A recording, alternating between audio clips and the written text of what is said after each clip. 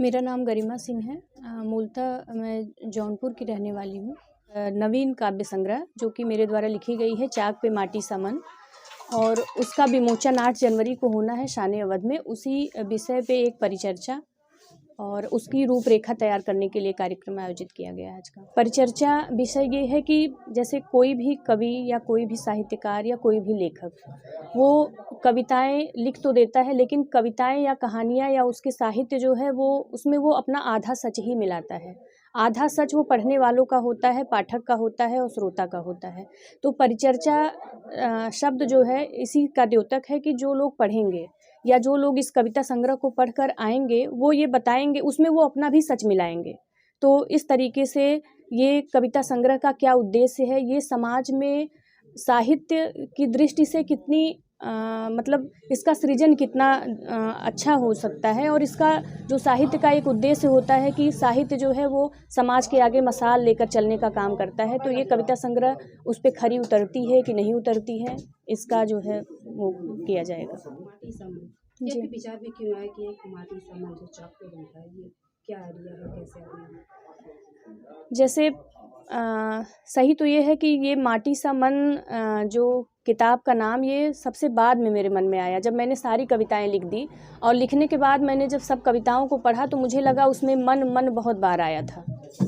तो और फिर वो मन पूरी तरह से परिमार्जित भी नहीं है। अगर वो मन किसी एक रूप में ढल गया होता तो दोबारा किसी कविता में आता भी नहीं। तो मुझे ऐसे लगा कि जैसे चाक वो घूमता रहता है और मन उस पर तमाम चीज़ें बनती रहती हैं नई नई, कभी कुछ अच्छा बना कभी कुछ बुरा बना। तो ऐसे ही मन जो है वो कभी भी स्थिर नहीं रहता है वो। और कवि जो कहना भी चाहता है, जैसे वो कुछ हम सोच कर कुछ चाह रहे हैं कि हम इस कविता में ये भाव ला रहे हैं, कविता लिखवाते लिखवाते कहीं और पहुंच गई और जो हम कहना चाहे वो लिख ही नहीं पाए। तो इसलिए जब मैंने बार बार इसको पढ़ा तो मुझे लगा कि इसका नाम होना चाहिए चाक पे माटी सा मन। तो मैंने इसका नाम रखा और फिर इस नाम की एक कविता भी मैंने इस संग्रह में लिखी, जो इसकी पहली कविता है। बीन लिया गया है सब कंकड़ पत्थर, बीन लिया गया है सब कंकड़ पत्थर, कर दिया गया है मुझे एकदम साफ और चिकना, खूब रौंदा गया है गूंधा गया है भरपूर, छोड़ दी गई है मुझ में बस उतनी सी नमी, छोड़ दी गई है मुझ में बस उतनी सी नमी, जिससे मुझसे कुछ भी गढ़ने में न रह जाए कोई कमी। नाचती हूँ चाक पर कुम्हार की अंगुलियों की दाब पर, नाचती हूँ चाक पर कुम्हार की अंगुलियों की दाब पर, कभी कभी दी जाती है ज़रूरत भर थाप, कभी कभी दी जाती है ज़रूरत भर थाप, जिससे गढ़ा जाता है विभिन्न रूप के बर्तन, दिलाया जाता है एहसास कि मैं हूँ सिर्फ तन, जिसे आंवे में खूब पकाकर दे दिया जाता है रूप रंग, जिसे आंवे में खूब पकाकर दे दिया जाता है रूप रंग, खत्म हो जाती है मेरे देह की सारी सिहरन, आखिर होता है चाक पे माटी सा मन, जिस पर नहीं उगेगी घास नहीं बरसेगा पानी, हर औरत जो गढ़ी जाती है मैं हूँ उसकी कहानी। कविता है और इसकी लास्ट लाइन जो है वो जैसा कि सिमोन दी बुआ ने लिखा था कि औरत पैदा नहीं होती औरत बनाई जाती है। तो उस कहीं ना कहीं उस लाइन से प्रेरित होकर कि ये कविता की लास्ट लाइन आई चाहिए। तो इसमें है कि सबसे बड़ी चीज़ होती है आर्थिक स्वतंत्रता। अगर कोई स्त्री आर्थिक रूप से स्वतंत्र है तो उसको अपने विचारों को भी अभिव्यक्त करने की स्वतंत्रता होती है और वो समाज में उसको बहुत चीज़ें अपने आप ही मिल जाती हैं या वो ग्रहण कर लेती है। लेकिन जो पढ़ी लिखी नहीं है, ऐसा नहीं है कि उनके पास विचार नहीं है, उनके पास भाव नहीं है।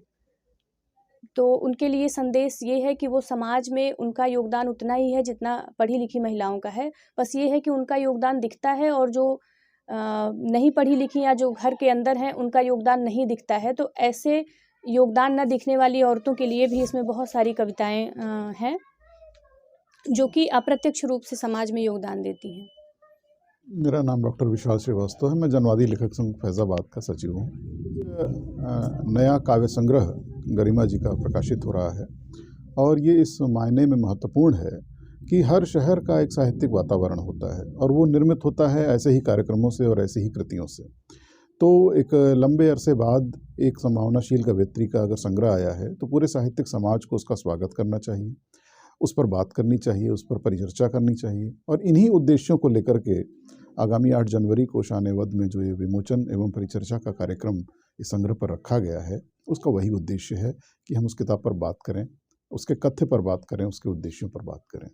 देखिए, समय परिवर्तित होता रहता है, पीढ़ियों का रुझान बदलता रहता है। निश्चित रूप से पहले की तुलना में जो आज की युवा पीढ़ी है, उसके पास दूसरे बहुत सारे साधन हैं स्वयं को अभिव्यक्त करने के। लेकिन ऐसा नहीं है कि साहित्य की दुनिया में लोग नहीं आ रहे हैं। अगर आप ध्यान से देखेंगे तो एक बड़ी लंबी कतार है नए लेखकों की, नए कवियों की। वे एक नई भाषा लेकर के आ रहे हैं, नया कथ्य लेकर के आ रहे हैं और नए-नए विषयों पर लिख रहे हैं। और ये ज़रूरी है कि जो हमारा समाज है, वो अपने साहित्यिक रुझान को बरकरार रखते हुए इन नए लेखकों, नए कवियों को पढ़े और ये देखे कि वे कौन से अनुभव लेकर के आ रहे हैं या वे कौन सी बातें कहना चाह रहे हैं। तो ये एक दो तरफ़ा संवाद होता है। कोई भी समाज अपना साहित्यिक स्वरूप तभी बरकरार रख सकता है जब उसमें लिखने वाले भी मौजूद हों और पढ़ने वाले भी मौजूद हों। तो दोनों तरह की अभिरुचियों का हमें प्रोत्साहन करना चाहिए और एक लेखक संगठन के रूप में हमारा प्रयास भी यही है कि लिखने वालों का भी प्रोत्साहन हो और पढ़ने वालों की जो संख्या है वो भी निरंतर बढ़े, समाज में जागरूकता हो। सत्यभान सिंह जनवादी, पूर्व प्रदेश महासचिव जनवादी नौजवान सभा, सदस्य जनवादी लेखक संघ फैजाबाद पे माटी सा मन।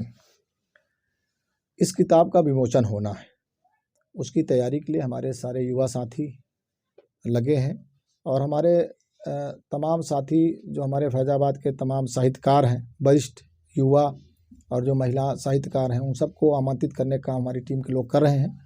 और निश्चित तौर पे हम लोग के अंदर भी उत्साह है कि एक युवा साथी द्वारा लिखी हुई कविता संग्रह हम लोग के बीच में आई है, तो निश्चित तौर पे हम लोग का लक्ष्य भी रहता है कि युवाओं को आगे जाना, आगे बढ़ाना और उनसे कुछ सीखना और उनको कुछ सिखाना। तो इस तर्ज पे किताब आई है। इस किताब का बड़े हर्षोल्लास के साथ हम लोग वहाँ उसका विमोचन कराएंगे। विमोचन होगा और विमोचन में जो हस्तियाँ आ रही हैं वो बड़े लेखक हैं, बड़े साहित्यकार हैं, हिंदी के लेखक हैं, प्रोफेसर हैं और कहानीकार हैं।